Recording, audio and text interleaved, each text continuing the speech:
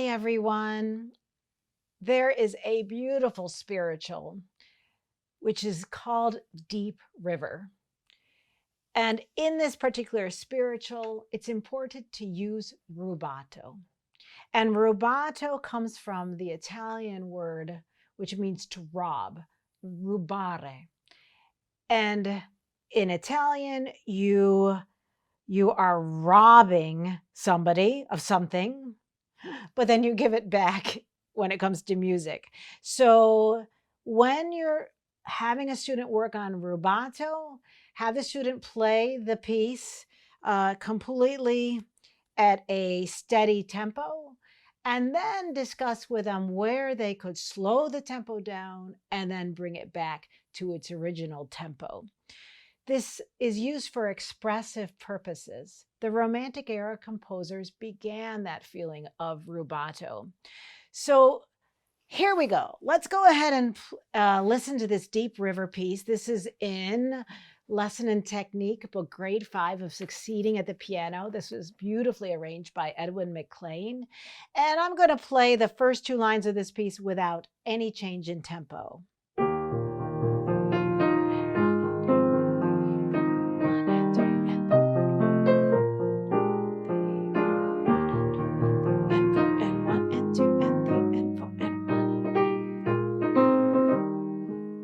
Okay, I went a little further to finish the A section.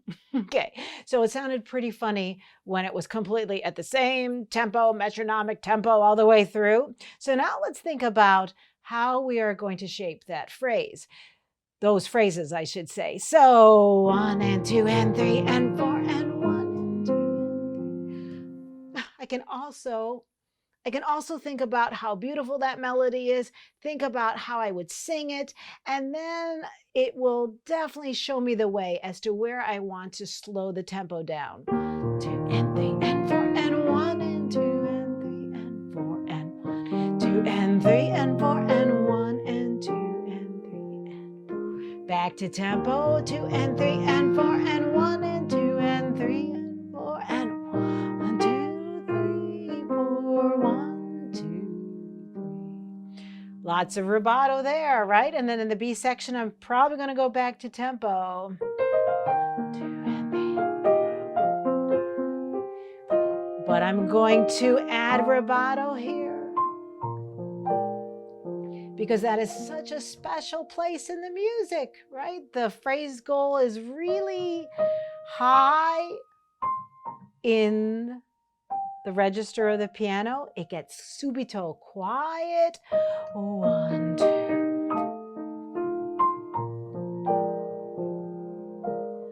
1, 2, 3, 4. 2, 3, 4. So you notice I pushed ahead to go back to the normal tempo. 1, 2, 3, 4. 1, 2, 3. I ended that phrase with rubato, and now I'm going to have to bring back the tempo.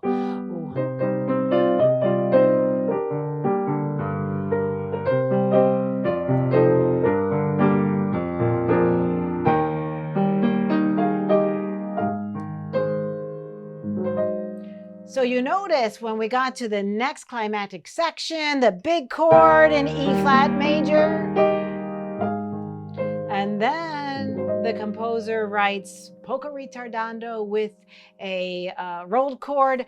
That is definitely a sign. Yes, you can definitely use all the rubato you want. So what would happen if I didn't use it? 1, 2, 3, 4, 1, 2, 3, 4, 1, 2 and 3 and 4, 1 and 2, 3.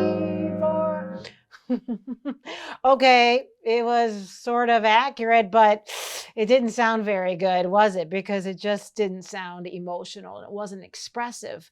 It's all about Deep River, like what is going on in our journey in our life. So the rubato there is perfect. 1, 2 and 3 and 4. And now the composer writes a tempo.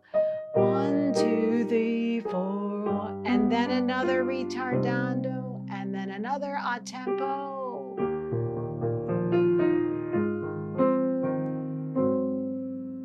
That's another place where you could put some rubato because the piece goes to a new harmony.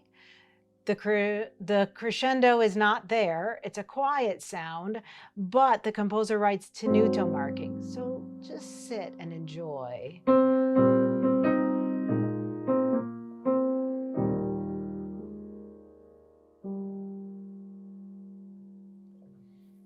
So the best way for students to learn rubato is to play it straight through, no changes in tempo, laugh at how funny that sounds, then have them sing the phrases, each one at a time, think about where they're going to slow down and then where they're going to go back to the original tempo.